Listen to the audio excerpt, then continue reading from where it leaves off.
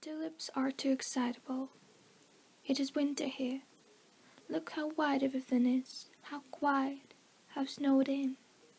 I'm learning peacefulness, lying by myself quietly, as the light lies on these white walls, this bed, these hands. I am nobody. I have nothing to do with explosions. I have given my name and my day clothes up to the nurses, and my history to the anaesthetist, and my body to surgeons. They have propped my head between a pillow and a sheet cuff, like an eye between two white lids that will not shut. Stupid pupil, it has to take everything in. The nurses pass and pass, they no trouble. They pass the way gulls pass inland in their white caps, doing things with their hands, one just the same as another, so it's impossible to tell how many there are. My body is a pebble to them. They tend to just water tends to the pebbles that must run over, smoothing them gently. They bring me numbness in their bright needles. They bring me sleep. Now I have lost myself. I am sick of baggage. My patent leather overnight case like a black pillbox. My husband and child smiling out of a family photo. Their smiles sketched onto my skin. Little smiling hooks. I have let things slip.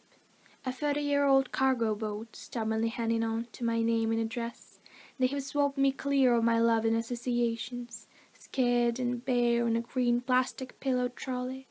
I watched my tea set, my bureaus of linen, my books, sink out of sight, and the water went over my head. I'm a nun now.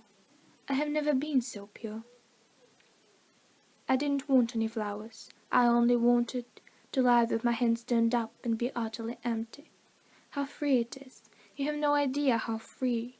The peacefulness is so big it dazes you, and it asks nothing. A name tag, a few trinkets.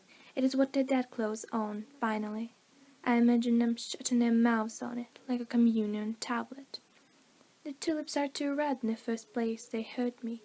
Even through the gift paper I could hear them breathe lightly, through white swaddlings like an awful baby. The redness talks to my wound, it corresponds.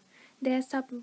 They seem to float or weight me down, upsetting me with their sudden tongues and their color, a dozen red-lit sinkers round my neck. Nobody watched me before. Now I am watched. The tulips turn to me and the window behind me. Then once a day the light slowly widens and slowly thins, and I see myself, flat, ridiculous, a cut paper shadow, between the eye of a sun and the eyes of the tulips. And I have no face. I have wanted to face myself. The vivid tulips ate my oxygen.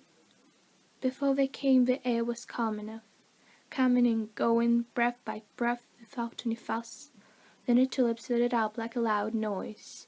Now the air snags and eddies round them, the way a river snags and eddies round a sunken rust-red engine.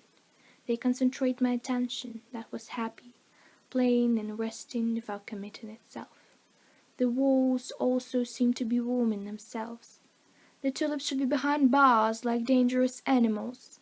They are opening like the mouth of some great African cat, and I'm aware of my heart. It opens and closes its bowl of red blooms out of sheer love of me. The water I taste is warm and salt like the sea, and comes from a country far away as hell.